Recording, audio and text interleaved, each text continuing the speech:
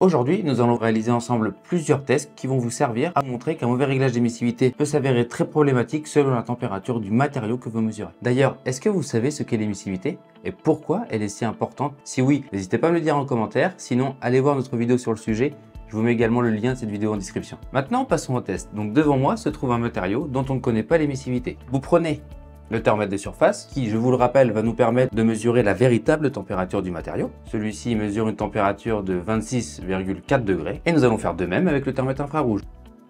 28,2 degrés. Et comme vous avez pu le remarquer, à température ambiante, il n'y a pas de grande différence de température. Ce qui n'est pas le cas quand la température du matériau est beaucoup plus élevée. Donc maintenant, nous allons réaliser le même test avec le matériau qui est dorénavant chauffé. Nous allons donc pouvoir voir la différence de température avec une émissivité mal réglée. Donc tout d'abord, nous reprenons la température avec le thermomètre de surface. Et comme vous pouvez voir à l'écran, celui-ci affiche une température de 213 degrés environ. Maintenant, nous allons prendre la température avec le thermomètre infrarouge. Il affiche une température de 141,7 degrés. Une fois le matériau à une température plus élevée, la différence est beaucoup plus importante, ce qui nous montre que l'émissivité réglée sur le thermomètre infrarouge n'est pas la bonne. Nous allons continuer à prendre la température avec ce thermomètre en modifiant régulièrement l'émissivité jusqu'à ce que nous tombions à la température indiquée par le thermomètre de surface. Donc tout d'abord, nous allons régler le thermomètre infrarouge avec une émissivité à 0,50, voilà, comme ceci, et nous reprenons la température.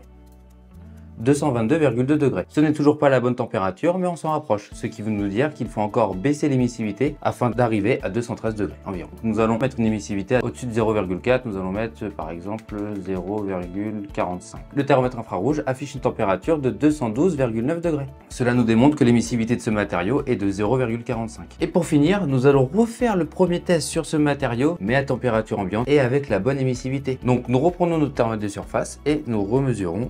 Donc, comme vous pouvez voir, le thermomètre affiche une température de 25,2 degrés. Et maintenant, nous allons prendre le thermomètre infrarouge et voir si les deux températures sont identiques. Le thermomètre affiche bien une température de 25,1 degrés. Cela nous démontre une deuxième fois que l'émissivité de ce matériau est de 0,45. Par ailleurs, une fois que l'émissivité est déterminée de cette manière, vous pouvez continuer à utiliser uniquement le thermomètre infrarouge pour mesurer la température de ce même matériau, car l'émissivité reste constante tant que vous mesurez le même type de surface, qu'il soit chauffé ou à température ambiante. Donc maintenant, vous avez toutes les connaissances nécessaires afin de prendre la température d'une surface. Si vous êtes intéressé par l'un de ces produits, je vous mets leur lien dans la description comme d'habitude. Et si la vidéo vous a aidé, n'hésitez pas à mettre un petit pouce bleu et à vous abonner pour être tenu au courant des prochaines vidéos. Merci à vous d'avoir regardé, c'était Adam et à bientôt.